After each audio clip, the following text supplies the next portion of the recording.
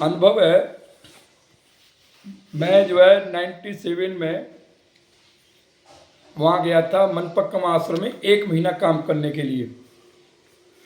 सारे जो है तीन अभ्यासी और थे, मेरे ही क्षेत्र के थे। 1 महीने के लिए वो भी गए थे।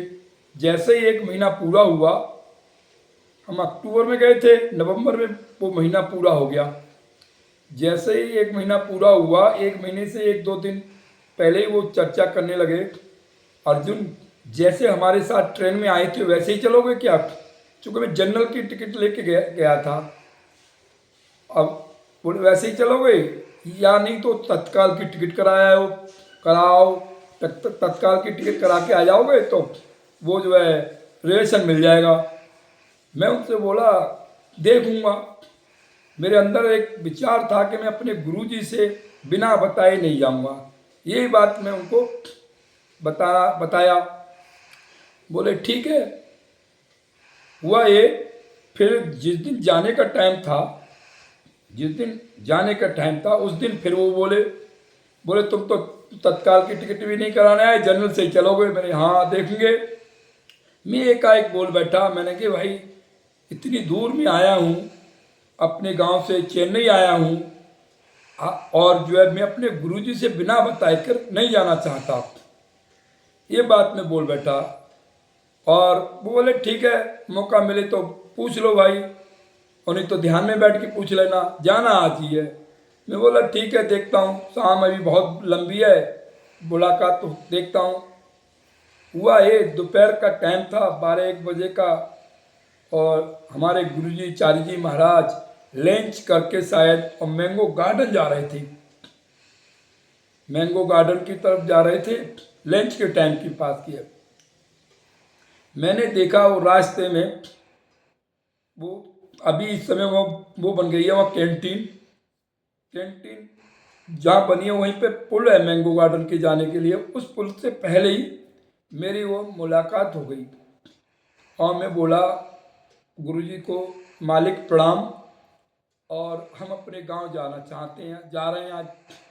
वो बोले हुआ हो, उन्होंने ऐसे ही कह दिया हुआ हो। मैं भी खुश होकर अपने जहाँ मेरा बैग वगैरह रखा था, जहाँ मैं रहता था, उधर की तरफ आने लगा। इधर का हुआ, गुरुजी किसी और से बात करने लग गए होंगे। थोड़ी देर बाद मैं आगे निकल आया किचन की तरफ, डाइनिंग हॉल की तरफ। तो वहाँ क्या हुआ, मुझे एक अभ्यासी बुलाने आया और बोला देखो मास्टर आपको बुला रहे हैं। मैं जब उसने कहा मास्टर बुला रहे हैं, यानी गुरुजी को हम मास्टर भी कहते थे, तो मैं भी खुश हुआ। मैंने सोचा 1 महीना हमने काम किया है, शायद कुछ गिफ्ट देंगे इसलिए बुला रहे हैं।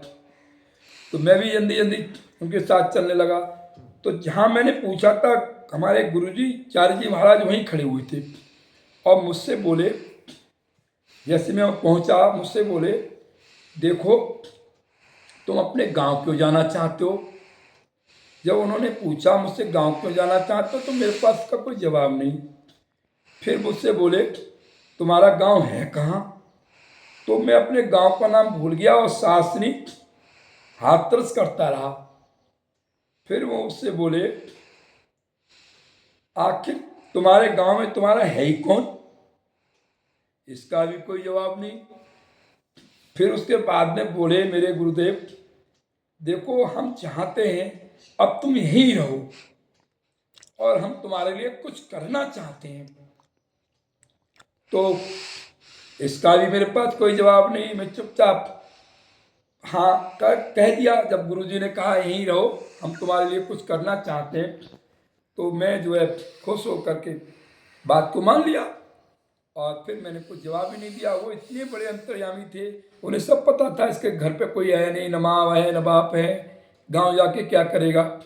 और वो जब चारी जी महाराज मुझसे ऐसे ही बोलने लगे थे, करीबन पहली बार उन्होंने मुझसे इस तरह की बातें की थी एक उस समय 1997 में, और मैं उनकी हाँ में हाँ शब्द ऐसे हिलाता रहा, मैं सुनता रहा और वही मुझसे बात करते रहे। तो ये मेरा बहुत बढ़िया अनुभव मानिए, मेरी ज़िंदगी का पहला अनुभव था जो मेरे चारी जी महाराज ने मुझसे इतनी सारी बातें की थी मनपक्कम आश्रम में, और मैं वहीं रुक गया था।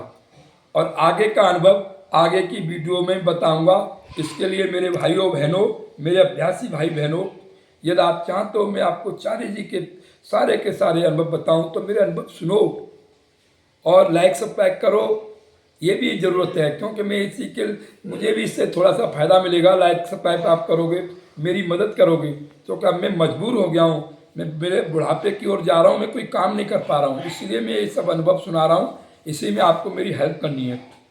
नमस्ते मेरे भाइयों बहनों।